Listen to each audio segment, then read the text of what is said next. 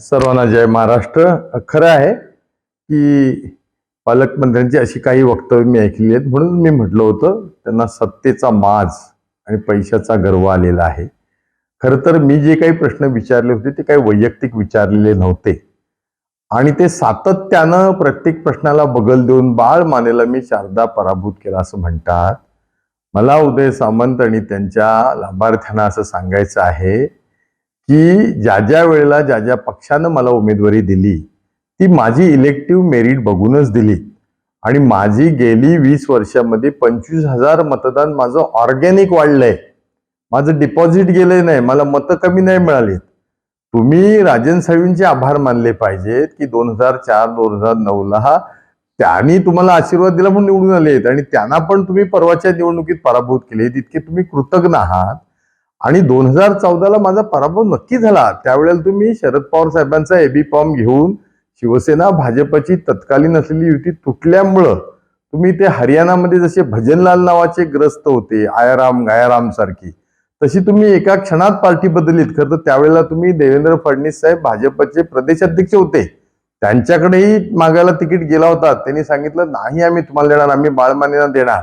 तुम्ही आशिष शेलार साहेबांना भेटायला गेला होता, त्यांनी तेच सांगितलं आणि मग तुम्ही मातोश्रीचे दरवाजे खटखटवले, हे तुम्ही विसरलायत.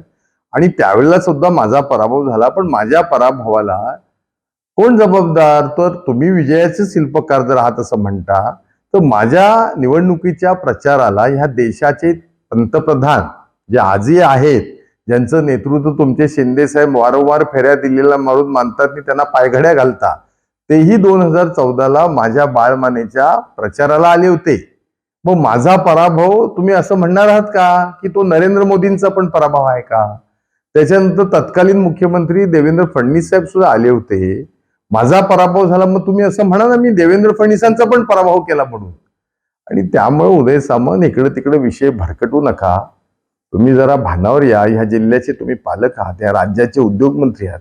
देवानं नशिबानं तुम्हाला 5 वेळेला आमदार केलंय, तुम्हाला मंत्रीपद दिलंय, तुम्ही 5 वर्ष उद्योगमंत्री आहात, 5 वेळा निवडून आले म्हणता. त्या मिऱ्या बंदर गावातील भारती शिपयार्ड लिमिटेडचा मोठा शिप बिल्डिंगचा कारखाना 9,000 कोटीला देशोधडीला तुम्ही लागला, त्यांना मदत केली नाही. 5,000 कामगार ह्या सगळ्या परिसरातले देशोधडीला लागले, तुम्ही उद्योगमंत्री आहात.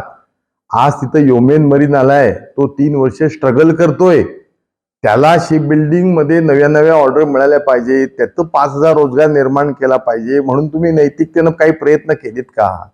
तर तुम्ही तिथलं 300 कोटीचं भंगार विकण्याकरता मदत केली, त्या भारती शिपयार्डचं. ते भंगार राखण्याकरता जी सुरक्षा एजन्सी पाहिजे ती तुमच्या बगल बच्च्यांची होती. हाच काय तुमचा उद्योगमंत्र्यांचा काय दिवा लावलात तुम्ही? जेके फाईल्स ही या रत्नागिरीची लाईफलाईन होती. स्वर्गीय आमदार कृष्णदेव अभ्यंकरच्या काळामध्ये 1980 सालात सिंघानिया ग्रुपनी जेके फाईलचा कारखाना सुरू केला. तो बघता बघता रत्नागिरीच्या डोळ्यासमोर उद्ध्वस्त झाला. तुम्ही उद्योगमंत्री होतात साहेब, तुम्ही त्याच्यात तो बंद कसा लवकरात लवकर पडेल ह्याच्याकरता कामगार संघटनेवर दबाव आणला. आज माझा तुम्हाला सवाल आहे, तिथले 3-4 हजार कामगार जे बेरोजगार झाले, तर त्या ठिकाणी औद्योगिक क्षेत्राचा परवाना होता. निवासी, वाणिज्य आणि औद्योगिक असे 3 प्रकार आहेत. तर तो भूखंड तुम्ही कुणाला विकायला परवानगी दिली? तुम्ही आता म्हणाल तो सिंघानियांच्या मालकीचा होता, पण तिथं त्याचं जे पर्पज होतं ते औद्योगिक क्षेत्र होतं.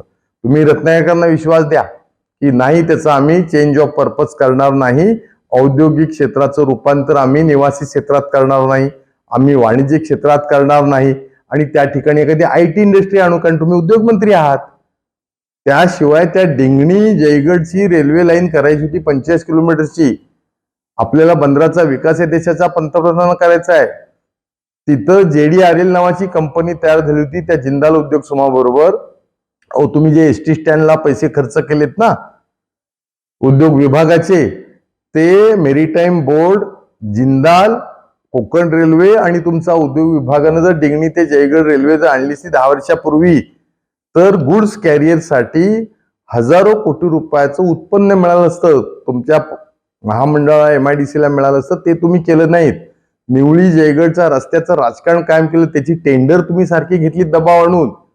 असलेला रस्ता नीट ठेवून नवा एक जर कॉरिडॉर निवळी जयगडचा एलिव्हेटेड केला असतात, कुणाचंही भूसंपादन झालं नसतं, कोणाचंही विस्थापित करता आलं नसतं आणि बंदर विकास झाला असता, ते तुम्ही करू शकलं नाही. तेव्हा एखादा मनुष्य किती वर्ष जगला त्यापेक्षा तो काय जगला आणि त्यानं समाजासाठी काय केलं हा प्रश्न विचारला जातो. माझा तुम्हाला सवाल आहे, 5 वेळेला निवडून आला प्रत्येक वेळेस सांगताय, ते कशा पद्धतीने निवडून ते रत्नाच्या जनतेला माहिती आहे. आणि तुम्ही 5 वर्षात मग केलं काय? तर जेके फाईल बंद पाडलीत, भारती शिपयार्ड बंद पाडलीत, त्या जिंदाल उद्योग समूहाला सातत्यानं त्रास देताय, तुमच्या बगल बच्चांना कामं मिळाली पाहिजेत, हेच काम करताय. डिंगणी जयगड रस्ता झालाय नाही, शाश्वत पर्यटन म्हणताय, अमुक करताय तमुक करताय, काय त्या हाऊस बोट बांधताय, काय झालं? किती पर्यटक आले? त्या हाऊस बोट मध्ये राई बंदरात जाण्याकरता नीट चांगला रस्ता नाही, येणारा पर्यटक कसा येईल आणि कुठं जाईल? त्यामुळं उगाच काहीतरी तुमच्या बगल बच्चांना च्विंगम चिंगळायला लावा. बाळ माने सिंगमच आहे इथे आणि हे जनतेनं सांगितलंय. तुमच्या एवढ्या सगळ्या शक्तीच्या बलाढ्य सगळ्या जोरावर सुद्धा रत्नागिरीला 72,000 लोकांनी ऑर्गॅनिक मतं दिलीत.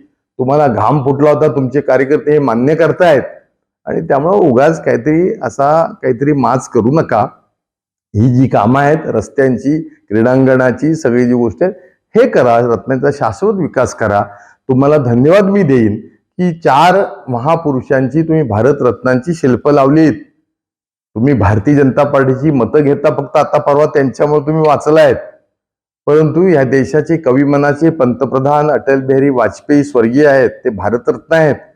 त्यांचं शिल्प जर ह्या रत्नाने तुम्ही केलं असतात ना तर कुठंतरी उतराई झाला असतात. आता तुम्ही त्याच्यावर मला सांगाल की कोकणातल्या भारतरत्नांचं ते शिल्प आहे, कारण तुम्ही नव्हेच पेक्षा अभिनयकार आहात आणि त्यामुळे ते सांगू नका. इथे स्वर्गीय कुसुमताई अभ्यंकर त्यांचं तुम्हाला एखादं शिल्प करताना त्या साहित्यिक होत्या, तुम्ही कुठल्या तरी नाट्यक्षेत्रात आहात असं म्हणतात, आता कुठे अध्यक्ष झालायत, त्यांची तुम्हाला आठवण आली नाही. स्वर्गीय अटल बिहारी वाजपेयींची आठवण, तेही भारतरत्नच आहेत आणि त्यामुळं आपण विकासाची कामं करा एवढीच मला विनंती राहील. आणि तुमचे चेले चपाटे लाभार्थी जे आहेत ना त्यांना सांगा, जरा भान ठेवा, रस्त्यावर या, कोणाची कुचेष्टा करू नका. धन्यवाद. टाइम्स डिजिटलला लाईक करा, शेअर करा, सबस्क्राईब करा आणि बेल आयकॉन दाबायला विसरू नका. Times digital.